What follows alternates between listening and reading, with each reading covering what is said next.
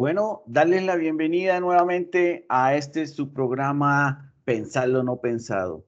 Bueno, este es un programa que se abrió, se inició gracias a la empresa Minesa que ha querido colaborar y participar en la región de Sotonorte, no solamente en el tema económico, en la parte laboral, sino también ha querido vincularse en la parte humana y en la parte social, ¿no? Con esta serie de programas de pensar lo no pensado para padres e hijos, ¿no? Es de un programa que se tiene en, en, en acuerdo con otro programa que tiene un programa ya macro que tiene en ayuda a los colegios de la región de Sotonorte. Bueno, para el día de hoy les tengo las claves para enfrentar momentos difíciles. Esto es importantísimo. Cuando el dolor nos gana, cuando sentimos que no podemos más y nos desesperamos por diferentes situaciones que estamos viviendo, situaciones duras, traumáticas, entonces poder entender de qué manera se ha venido analizando a través del tiempo esta capacidad de enfrentar estas situaciones y desarrollar capacidades para superarlas y aprender de ellas. Y para esto hoy vamos a trabajar un tema muy chévere, importante y que está de moda porque lo hemos escuchado en muchos espacios y es sobre la resiliencia. Así que pongámosle cuidado al programa del día de hoy que tiene cosas muy interesantes. Bueno, como el padre de la resiliencia es el doctor Boris Cyrulnik. Cyrulnik es un neurólogo, psiquiatra, él también fue psicoanalista y bueno, él inició este trabajo francés, ¿no? Y él inició este trabajo a raíz de los eventos que le sucedieron a él mismo y nos los narra, nos los cuenta y además de eso nos cuenta de dónde surgió todo esto, todo este tema de la resiliencia y también especifica ciertas características de la persona resiliente y es muy interesante y muy bonito y muy chévere y aprendemos mucho de lo que él nos va a narrar en una entrevista que hace dentro del programa Aprendamos Juntos del BBVA. Ustedes ya han escuchado varios fragmentos de eso. Este es solo un fragmento de una extensa entrevista que él hizo, pero vamos a escucharlo. Son 20 minuticos, un poquitico más de 20 minuticos, pero escuchémoslo atentamente, entendamos qué es la resiliencia y pensemos en esto para poderla manejar y aplicar en nuestras vidas, conocer más de todos estos trabajos, de todas estas experiencias, ¿no? Vamos a buscar aquí, voy a compartir con ustedes la entrevista, espero les sea de gran utilidad, no se pierdan ni un minuto. Y luego de esta entrevista vamos a comentarla y vamos a mirar y a reflexionar sobre ello. Un segundito vamos a poder aquí colocarla. Ya la estamos ubicando. Bueno, ahora sí, vamos a ubicarla.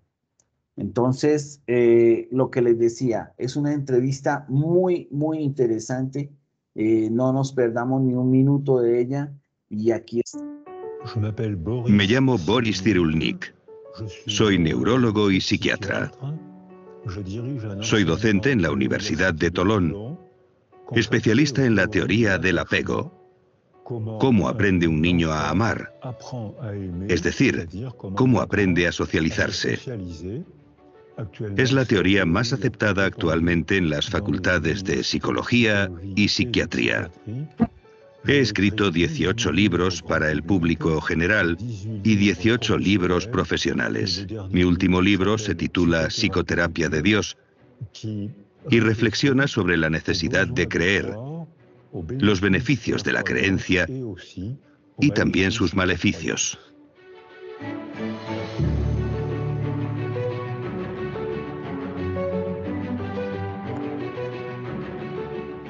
Hola.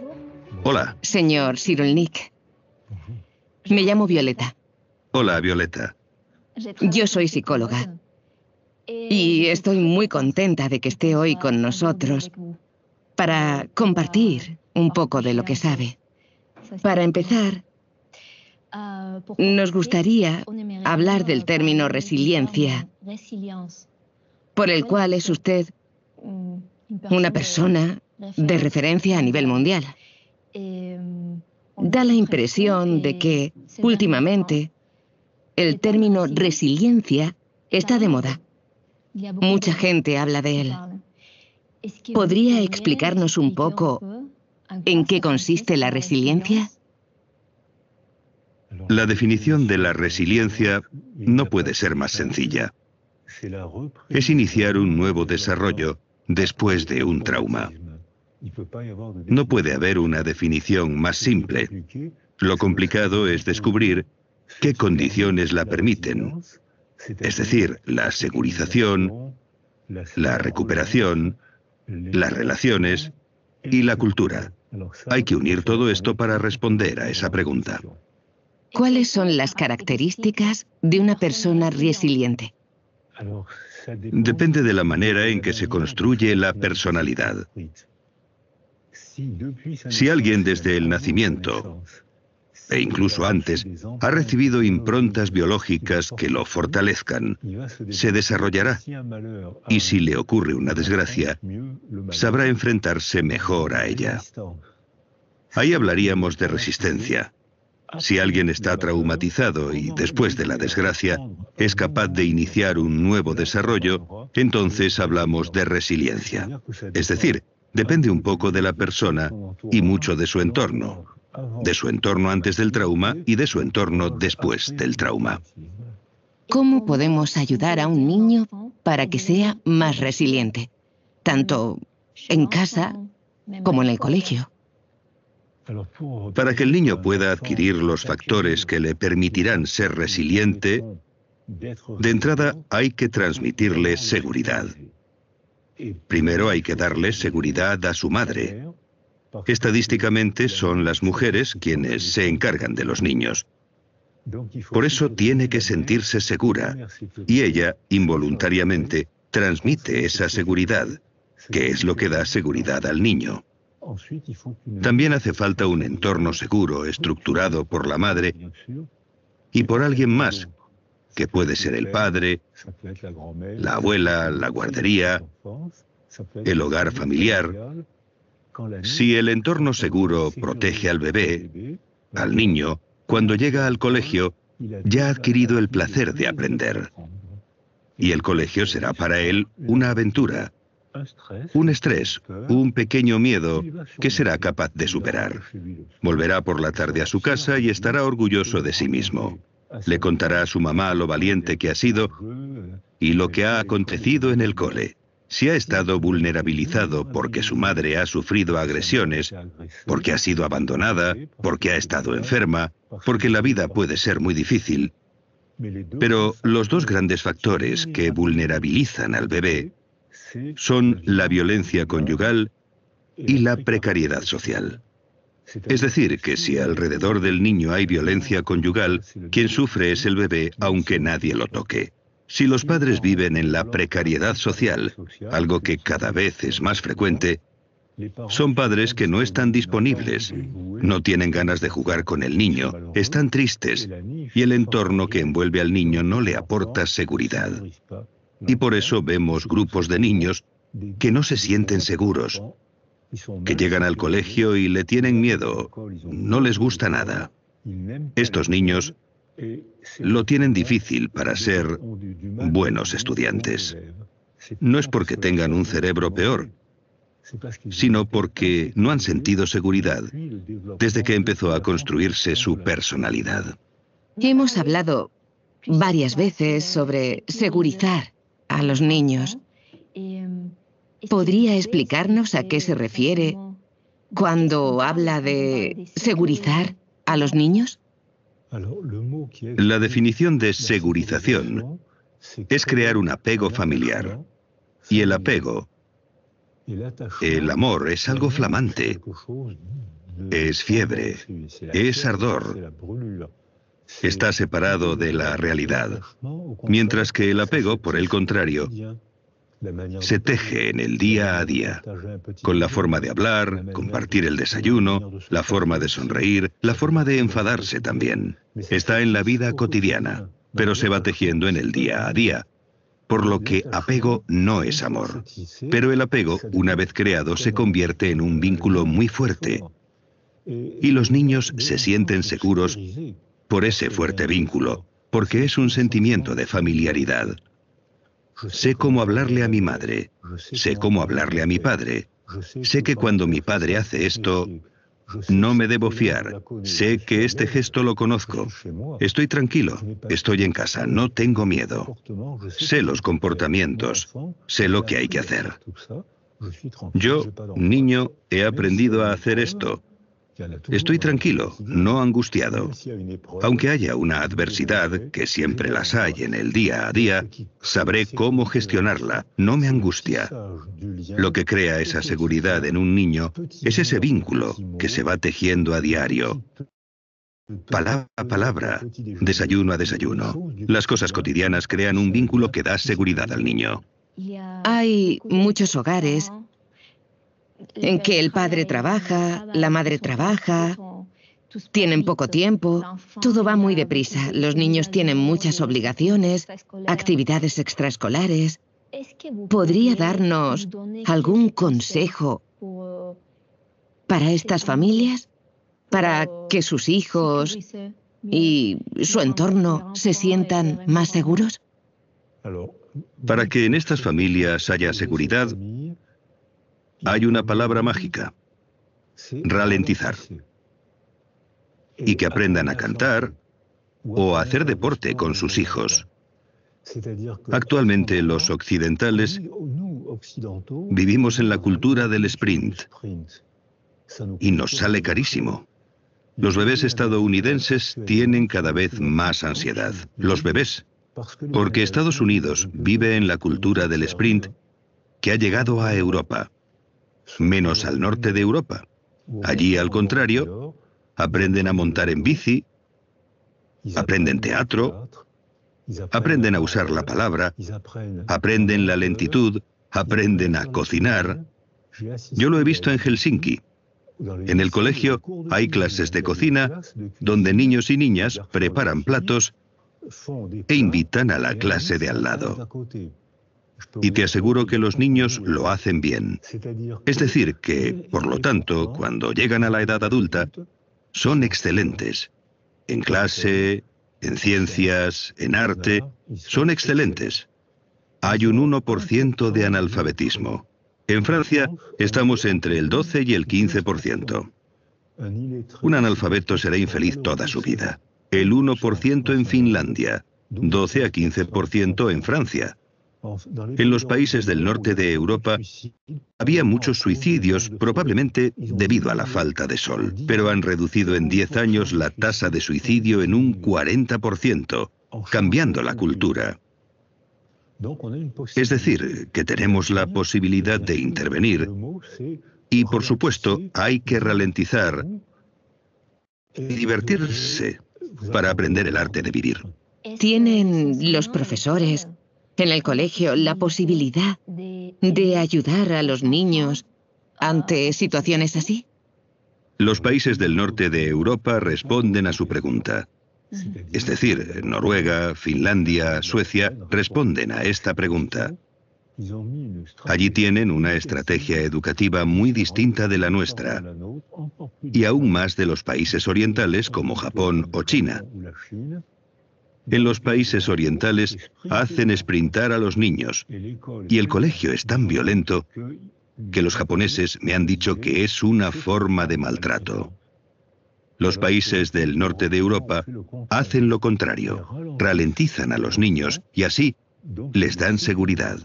Los niños aprenden a resolver problemas con facilidad por lo que tienen buena autoestima. Por eso, a los 15 años, cuando hacen las evaluaciones escolares, las pruebas PISA determinadas por la UNESCO, los finlandeses son medalla de oro pese a que ralentizan todo lo posible el desarrollo de los niños. Pero ralentizándolos, les dan confianza y los niños con confianza aprenden a jugar a aprender. Se lo pasan bien aprendiendo. Recuperan el retraso en pocos años y a los 15 años son medalla de oro en las evaluaciones de la UNESCO. Si no hemos adquirido la resiliencia en la infancia, ¿todavía podemos aprenderla en la edad adulta? La resiliencia está en marcha toda la vida, pero los primeros años son muy importantes. Es como una partida de ajedrez. Los primeros movimientos son muy importantes, pero mientras la partida no haya terminado, siguen quedando buenos movimientos. La resiliencia no es la misma cuando somos niños, antes de hablar, cuando somos niños y sabemos hablar, cuando somos adolescentes o cuando somos personas adultas. Los casos que accionan la resiliencia no serán los mismos. La resiliencia funciona mucho peor pasados los 120 años. Ahí funciona peor.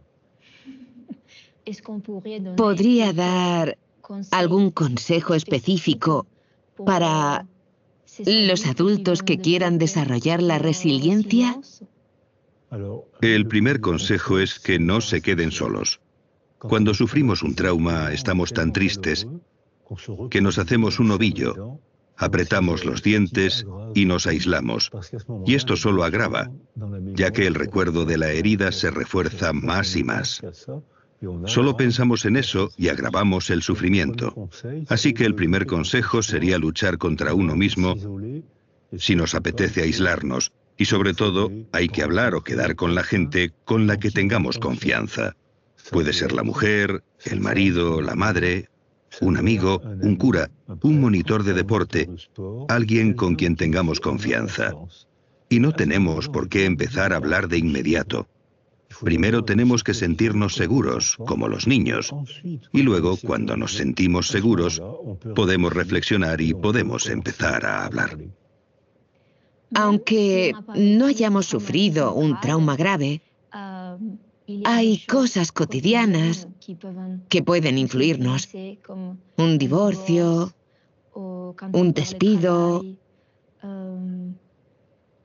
¿Cómo pueden superarse estas cosas? Es imposible hacer un baremo de traumas. Si alguien ha sido vulnerabilizado durante su desarrollo, todo puede convertirse en trauma. Todo puede ser herida.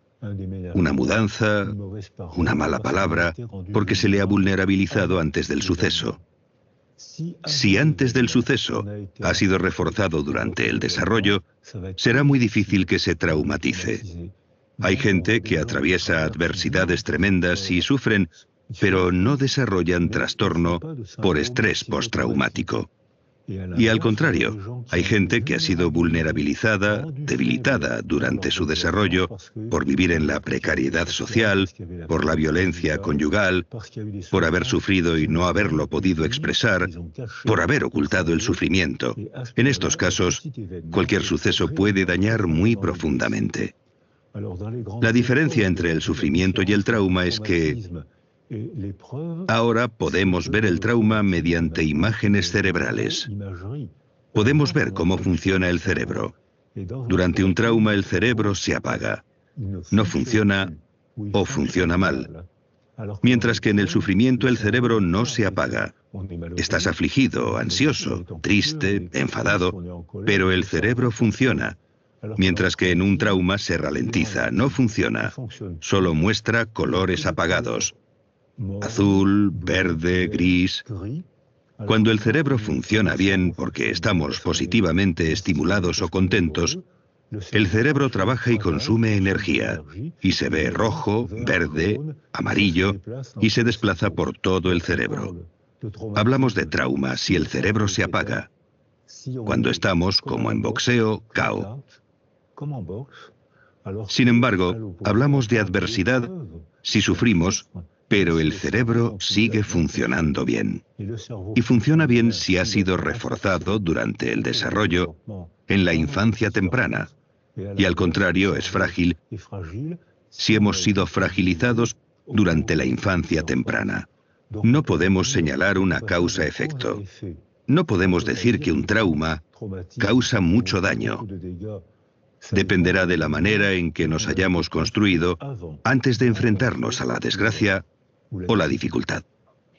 También habla sobre la diferencia entre el trauma y la representación del trauma.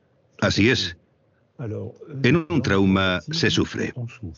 El sufrimiento forma parte de la condición humana.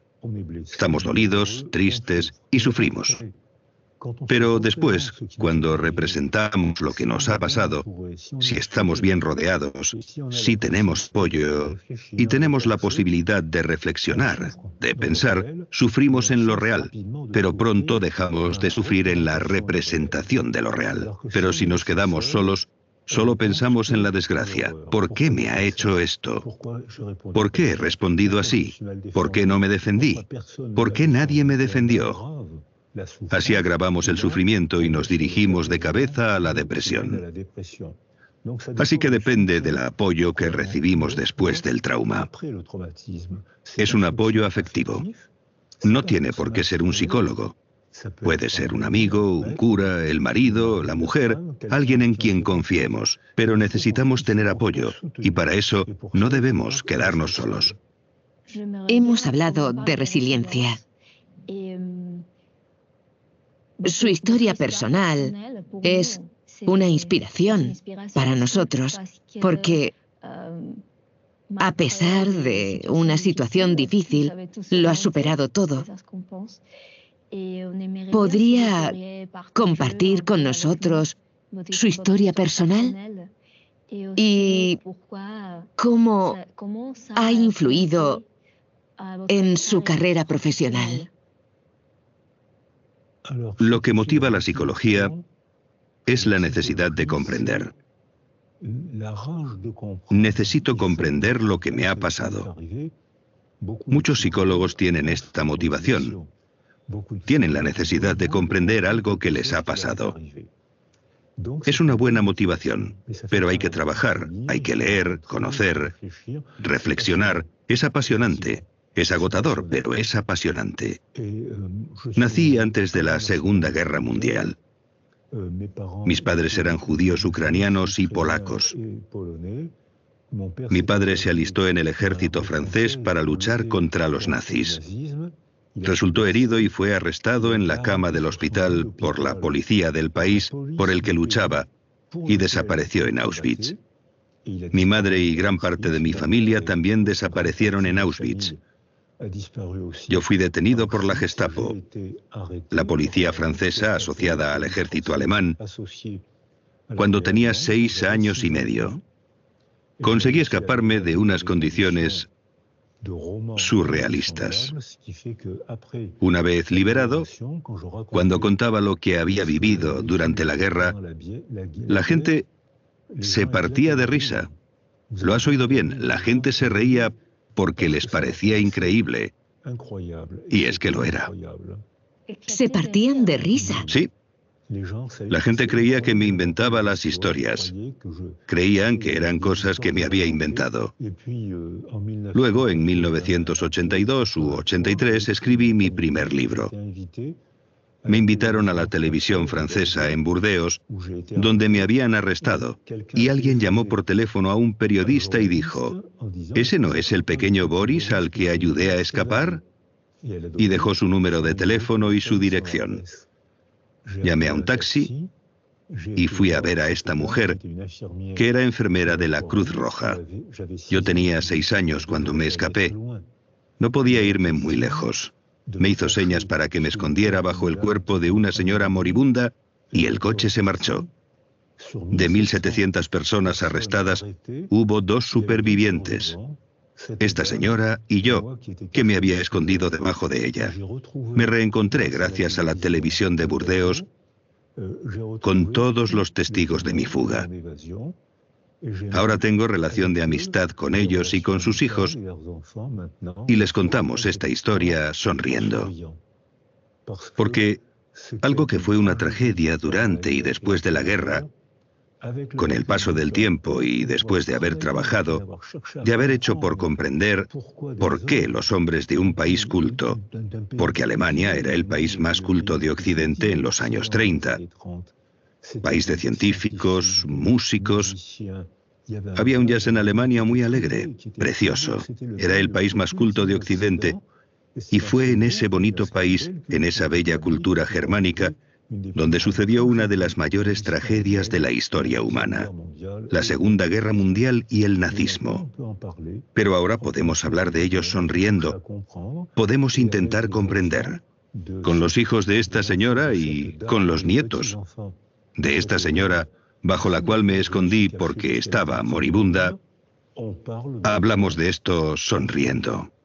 Tras haber escuchado su historia, me pregunto, para que un niño sea más resiliente, ¿los factores proceden del nacimiento? O sea, ¿son genéticos o tienen que ver con el entorno? El factor genético juega un papel muy pequeño. El sexo está determinado genéticamente. El color de los ojos, el color del pelo. Hay 7000 enfermedades genéticas. Todo esto no dice prácticamente nada de la condición humana. No he hablado del desarrollo del bebé en el interior de la madre las últimas semanas de embarazo. Ahora sabemos que hay una comunicación intensa entre la madre y el bebé. No he hablado del entorno seguro, no he hablado del colegio, no he hablado de la cultura. El factor genético existe, pero no dice casi nada de la condición humana. Así que sí, la genética afecta, pero muy poco. Todo lo demás es afectivo y cultural. ¿Vivir un trauma o vivir una situación de aislamiento afectivo, de carencia, puede afectar al desarrollo neurológico de un niño? Esta cuestión es importante. Sabemos desde la Segunda Guerra Mundial que los niños, los ingleses que estuvieron bajo el bombardeo del ejército nazi, quedaron muy traumatizados. Vieron morir a sus padres y ellos quedaron enterrados entre los escombros. Fueron acogidos por Anna Freud, la hija de Sigmund Freud. Estaban acogidos en Hampstead, un barrio de Londres. Todos estos niños tenían un retraso en el desarrollo y no se sabía explicar. Ahora sí que sabemos, gracias a la psicología y la neuroimagen. Se pueden hacer pruebas de desarrollo y ver que esos niños tienen un retraso. No hablan, dejan de hablar o hablan más tarde. La emoción les impide hablar. Y en un análisis cuantitativo se ve que estos niños no segregan hormonas del crecimiento ni hormonas sexuales, lo cual explica por qué las carencias afectivas tienen esa dimensión. Ahora con las imágenes cerebrales vemos que cuando el niño está afectivamente aislado, presenta una atrofia de los lóbulos prefrontales y de los circuitos de la memoria y las emociones. Y por contra presentan una hipertrofia de una serie de neuronas que tratan las emociones insoportables. Esto hace que los niños que han estado aislados o privados de afecto en la edad temprana, más adelante y durante toda la vida, si los dejan solos, interpretan toda información como una agresión. Tienen miedo de todo. Se sienten agredidos por todo. No hay que mirar en el contexto, sino en la infancia temprana, cuando fueron privados de afecto. Se tienen que tomar decisiones políticas. Las mujeres embarazadas tienen que estar tranquilas. Hay que permitir que organicen un entorno seguro desde el primer mes, con la madre, claro, y con el padre o con la abuelita. Y hay que cambiar la estructura educativa para dar seguridad a los niños en lugar de fustigarlos para obtener buenos resultados escolares. A partir de entonces, habrá cada vez más niños resilientes. No se acabarán las adversidades de la vida, pero podrán afrontarlas mejor y no serán prisioneros de la desgracia. Sabemos que Bueno, retomemos entonces. Miremos hasta aquí esta entrevista y podemos reflexionar sobre todo lo que nos dijo el doctor Cyrulnik. Alguien dirá, no, pero aquí no hemos vivido una guerra o no hemos vivido situaciones tan terribles, pero sí hemos vivido, o mucha gente o muchos de nosotros hemos podido vivir situaciones estresantes, traumáticas, y todo esto nos ayuda a comprender cómo puede ser la mejor forma de manejar estas situaciones y poder comprender lo que sucede. Qué interesante cuando el doctor Boris Cyrulnik nos contaba de qué sucedió él cuando tenía 6 años de edad y todo ese evento traumático que pudo perjudicarlo y pudo influir en el resto de su vida, pero no fue así. ¿Y qué fue lo que vino a influir en esto? Y nos hablaba también de tres condiciones que él considera fundamentales para que se dé la resiliencia, ¿no? Nos hablaba de la segurización, era una. Nos hablaba también de la recuperación y las relaciones y la cultura, ¿no? La segurización no es otra cosa que cómo se ha venido dando el entorno afectivo de los niños desde su nacimiento, incluso desde antes de su nacimiento, desde la misma gestación, desde el mismo embarazo. En el embarazo se tiene que de pronto no vienen a quedar traumas definidos por situaciones que viva la mamá en el embarazo, pero sí el niño está desarrollando su sistema nervioso y su sistema nervioso va de pronto a estar afectado si la mamá vive situaciones difíciles, ¿sí? Igualmente, toda esta etapa de la niñez es fundamental para que haya un desarrollo adecuado para ese niño. Y miremos algo importante entonces, que la seguridad no solamente está para el niño y todo el desarrollo que tenga, o el niño, la niña, obviamente, sino también para la madre, ¿no? La mamá es fundamental ahí, cómo le transmite. Ustedes saben que el ejemplo y el ambiente y de la forma como la mamá se comunica con sus hijos es clave, eso es fundamental. Otros factores importantes que estábamos viendo ahí y son lo que llamó el doctor Cyrulnik la violencia intrafamiliar y la precariedad social. Este es un factor importante que determina si queda afectado o no afectado, si desarrolla la resiliencia o no la desarrolla. Imagínense ambientes que conocemos de violencia intrafamiliar y cómo van a estar afectando grandemente a nuestros niños y niñas, ¿no? Y bueno, habla del apego se crea, es un vínculo muy chévere, el apego es esas relaciones tan bonitas que hay dentro del hogar, el día a día, el compartir el almuerzo, el compartir la comida, el hablar, el jugar juntos dentro del hogar, el momento de irse a dormir, todas estas situaciones van formando lo que nosotros decimos es el apego y eso le va dando esas seguridades con que el niño se desarrolla emocionalmente, en cómo ellos aprenden a aprender y con el tiempo van a ser más capaces de desarrollar muchas cosas. El doctor Cyrulnik hablaba de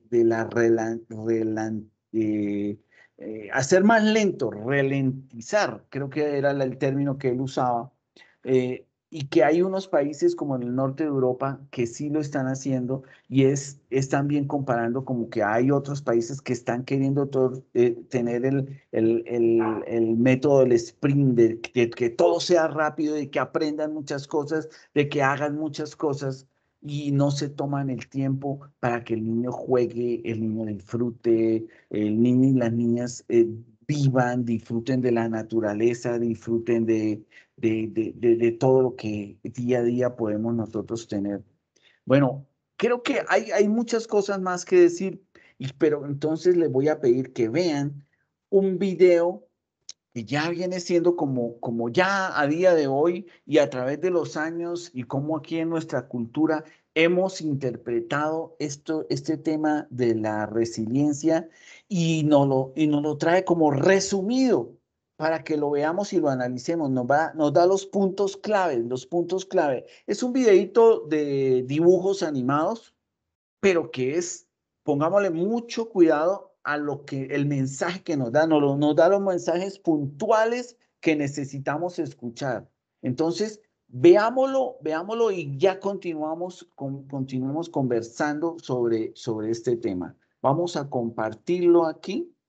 Ya estamos listos. Se trata de, este ya terminó. Entonces vamos a compartir este video. Hola, ¿qué tal? En nuestro video de hoy vamos a hablar de la resiliencia. ¿Sabes qué es? La resiliencia es la capacidad de sobreponerse a momentos críticos y adaptarse luego de experimentar alguna situación inusual e inesperada. En otras palabras, es la capacidad de los seres humanos para superar periodos de dolor emocional y situaciones adversas, saliendo fortalecidos de ellas. La resiliencia se construye a partir de la vivencia del sufrimiento emocional, como puede ser la pérdida de un ser querido, el diagnóstico de una enfermedad, la pérdida del trabajo, problemas económicos momentáneos, o una pandemia como la que estamos viviendo. No son las situaciones en sí mismas las que definen las emociones, sino la valoración personal que hacemos de cada situación. A menudo no podemos modificar la situación, pero lo que sí podemos es aprender a modificar la forma como nosotros la interpretamos. Ser una persona resiliente nos ayuda a mantener o mejorar la estabilidad mental ante estas situaciones vitales estresantes. Algunos atributos personales favorecen la resiliencia, por ejemplo, la autoestima, la capacidad para resolver problemas, los apoyos familiares o sociales con los que contamos. La clave es identificar lo que a cada uno le puede funcionar. Existen algunas estrategias que podemos poner en práctica cuando nos encontramos en una situación difícil y que nos ayudarán a ser una persona más resiliente. Establecer y mantener relaciones. Las buenas relaciones familiares y sociales son una excelente fuente para obtener y aceptar ayuda y apoyo. También encontraremos oportunidades para ayudar a otros. Evitar ver las crisis como problemas insuperables. Recuerda, a menudo no podemos cambiar los hechos, pero sí la forma como los interpretamos y respondemos a ellos. Aceptar que el cambio es parte de la vida. Es importante no cerrarse al cambio y siempre estar dispuestos a valorar diferentes alternativas, sin aferrarse obsesivamente a los planes iniciales o a una única solución. Tener objetivos. Ante alguna situación es importante plantearse objetivos realistas y hacer algo de forma regular que nos acerque a ellos. Actuar. Recuerda actuar en la medida en que se pueda sobre las situaciones adversas para tratar de cambiar su rumbo. en vez de evitarlas o confiar en que se resolverán solas. Autoconocimiento. Es importante saber cuáles son tus principales fortalezas y habilidades, así como tus limitaciones y defectos. De esta manera sabrás los recursos de los que dispones ante la situación o cuando es necesario pedir ayuda. Controlar las emociones. Es importante saber que es imposible controlar todas las situaciones. Aprende a lidiar con la incertidumbre y sentirte cómodo aunque no tengas el control. Céntrate en cambiar las emociones cuando no puedes cambiar la realidad. Recuerda, no intentes controlar las situaciones, sino tus emociones. ¿Los niños también pueden ser resilientes? Claro que sí. Algunas maneras de ayudar a los niños a afrontar la adversidad y desarrollar la resiliencia son que reconozca sus emociones. Lidiar con dificultades o desilusiones no es grato. No le digas a un niño que no es tan malo como parece o que no debería sentirse mal. Eso no los hace más fuertes ni los ayuda a sobrellevar la situación. Es mejor ayudarlos a reconocer y hablar de sus sentimientos. La autoconciencia es una parte importante de la resiliencia. Que reconozca sus fortalezas. Ayude al niño a ver y entender sus fortalezas sin exagerar. Señale cómo esas fortalezas lo han ayudado en situaciones difíciles. Ofrezca apoyo. Ante alguna situación, ofrezca su ayuda, pero no intervenga para resolverla por él. Evitar los desafíos no desarrolla la resiliencia, pero motivarlo, acompañarlo u orientarlo para buscar una solución, sí. Hablen de las lecciones aprendidas. Practiquen el encontrar enseñanzas de las situaciones. Hablen de lo que les resultó difícil y cómo intentaron manejarlo. Ayúdelo a ver qué puede aprovechar de ese reto para mejorar la próxima vez. Anímelo a pedir ayuda. Los niños necesitan saber que tener dificultades o equivocarse no es un signo de debilidad y que pedir ayuda es una fortaleza. Pregúntele qué necesita para superar una situación o para mejorar en algo. Discuta quién podría ayudar en caso de que no pueda ser usted. Ayúdelo a ver que las cosas pueden mejorar. Creer que las cosas pueden mejorar con esfuerzo juega un papel importante en la resiliencia.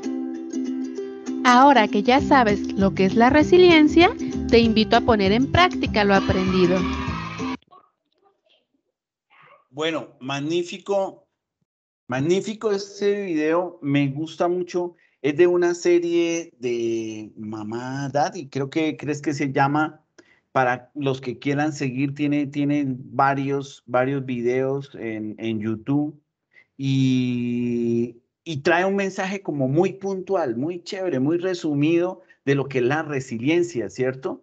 Y bueno, en cuanto a los puntos que hablaba sobre el final, para ayudar a los niños a que desarrollen más esta capacidad, entonces chévere poder que los resumamos aquí. Uno era reconozca tus emociones, ¿no? Para que lo tengan en cuenta. En cuanto a niños y niñas, reconozca sus fortalezas, ofrézcales apoyo, que ellos se sientan acompañados por ustedes, hablar de las lecciones aprendidas, lo que el doctor Boris Cyrulnik nos decía de poder aprender y entender y darnos cuenta qué aprendizajes tenemos de esos eventos traumáticos que nos sucedieron. Animarlos a pedir ayuda. Las relaciones son fundamentales, que ellos se sientan protegidos y queridos afectivamente y a ver las cosas que pueden mejorar, que puede ser optimista la vida, que no ver la parte negativa, sino a ver de qué manera podemos cambiar esa mirada. Ahora quiero, para finalizar, que estos serían como unos tips para ese desarrollo en los niños, pero quiero ahora en adultos, miremos unos siete tips que nos da el señor Emilio Valcárcel. Emilio Valcárcel tiene varios videos en YouTube para los que lo quieran seguir. Y Emilio Valcárcel nos dice, bueno, les sugiero estas 7 técnicas para desarrollar la resiliencia. Dice, 1, no intentes controlar la situación. Eso se entiende por sí solo. No intentes controlar la situación, ¿cierto? Y establecer relaciones positivas. Bueno, en cuanto no intentes controlar las situaciones que no está de pronto en la mayoría de las veces muchísimas cosas que son del exterior y queremos nosotros que lo externo a nosotros poderlo manejar. Un ejemplo, si estamos viviendo una inundación, nosotros, ¿qué vamos a poder hacer de una inundación? Si una persona llegada a nosotros se ha muerto, ¿qué podemos hacer ante la muerte de un ser querido? ¿No? La situación externa no la podemos manejar. Sabemos qué es lo que podemos manejar, es lo que hay aquí adentro, ¿cierto? Bueno, establecer relaciones positivas. Ojo con eso, las relaciones, las personas que están cerca de nosotros, que sean personas que construyan, que sean personas que no contaminen, que no sean un fastidio para el espíritu. Eso es importante, que no sean personas venenosas, que negativas. Miremos, revisemos quiénes están al lado de nosotros y los que son así, pues tratemos de que estén a un ladito, alejémonos de estas personas que nos dañan el espíritu. El dolor es inevitable, el sufrimiento es opcional, es el número 3. Pero sobre esto quisiera profundizar un poquito porque desde hace mucho tiempo, Siddhartha Gautama, ¿quién es Siddhartha Gautama? Pues Buda, hace más de 400 años antes de Cristo hablaba de esto y él se dio cuenta de cómo las personas no entendíamos que el dolor era inevitable de las distintas situaciones, por ejemplo, la muerte de un ser querido, pero el sufrimiento sí es opcional porque el sufrimiento somos nosotros mismos quienes nos lo estamos generando. ¿Y dónde se genera todo ese sufrimiento? En nuestra memoria, en todos nuestros dolores, en todo lo que recogemos a través de la vida y que hace que nos estemos preguntando cosas que nos estén martirizando, como por ejemplo, nosotros nos preguntamos, ¿por qué me pasó esto? Nos preguntamos si yo hubiera hecho tal cosa y si yo hubiera hecho otra, ¿y por qué a mí? O si yo estuviera, o si no hubiera tenido tal cosa. Entonces nosotros nos encargamos como de que tenemos una herida y en vez de echarle cositas para que sanen, cogemos y le clavamos y nos damos vueltas y vueltas para sufrir más, ¿no? De eso se trata. Entonces, qué bueno poder entender este punto que nos da Emilio Valcárcel aquí, que nos lo decía también el doctor Cyrulnik, nos lo repitió varias veces, y desde el Buda hace más de 400 años antes de Cristo nos lo viene diciendo. Cuarto, dice, cuéntate otra historia. Cuéntate otra historia en cuanto a qué. En cuanto a si yo, un ejemplo, perdí una pierna, es un evento traumático y caigo en depresión y empiezo a formarme una película, pero si yo esa película la empiezo a transformar y veo, bueno, voy a tener oportunidades, voy entonces con la pérdida de esta pierna, voy a empezar a dedicar más tiempo a aprender en el computador, voy a hacer muchas cosas, voy a lograr, entonces ahora no voy a perder tiempo yéndome a ciertas actividades que iba antes, ahora me voy a dedicar, voy a crecer como persona, voy a lograr, y bueno, mi película creció y cambió mi vida. O una persona que falleció y yo estoy con el dolor inmenso, pero si modifico mi película, o bueno, ese ser que es donde esté y me esté mirando a mí, quiere que estoy seguro que va a querer mi felicidad y voy a esforzarme por lograrlo y voy a esforzarme por demostrarle todo lo que yo soy capaz de hacer, etcétera, etcétera, etcétera. Cambié mi película, como me conté a mí mismo otra historia. Este era el punto número 4 que nos sugiere Emilio Valcárcel. Quinto nos dice, practica el mindfulness o la conciencia plena. El mindfulness es una técnica de meditación, pero también quiere decir que nos demos cuenta de lo que sucede aquí y ahora. No nos estemos dando látigo por cosas que pasaron ya o por cosas que vienen, ¿no? Por tenerle miedo a cosas que no han sucedido. Con lo que estamos aquí y ahora, y con eso podamos, si es posible, aprender a meditar y hacer descansar nuestra mente. Hemos hablado de la meditación y vamos a tener un programa especial para la meditación, que no es algo raro, ni sentarnos en posiciones raras, ni hacer cosas que para nosotros aquí en Occidente y en nuestro medio y aquí en Sotonorte no estamos acostumbrados. Podemos hacerlo de una manera muy sencilla. Y punto 6, hablaba de cuídate más y mejor. Qué chévere el poder entender que yo soy importante, que yo valgo, que yo debo cuidarme, que tanto en mi ejercicio, en mi comida, en mi sueño, en todo, y poder con eso consentirme para poder sentirme mejor conmigo mismo, ayuda muchísimo. Y por último, sugería que no tenerle miedo al cambio. El miedo es la anticipación a sucesos que no han sucedido, que no han tenido lugar. Y yo estoy anticipándome y esto me hace tener miedo, me hace tener que restringirme de muchas cosas. Y ese miedo al cambio no me permite lograr avanzar, descubrir, conocer. Lo nuevo, eso es fascinante. Lo nuevo, qué bueno poder llegar a conocer muchas cosas en la vida y la vida nos va dando cosas lindas y hermosas para descubrir, pero muchas veces ese miedo no nos permite, el miedo al cambio. Bueno, nos dieron siete técnicas para estimular el desarrollo de la resiliencia. Hablamos para los niños. Escuchamos al doctor Boris Cyrulnik cómo nos explicaba de dónde surgió el término y cómo nos lo pone a día de hoy y en nuestro diario vivir, cómo nosotros lo vamos a entender y cómo lo vamos a aplicar y cómo vamos a ayudar a nuestros hijos, nuestra familia, a nosotros mismos, para que seamos resilientes. Ese era el objetivo del programa de hoy. Qué bueno que nos hayan acompañado.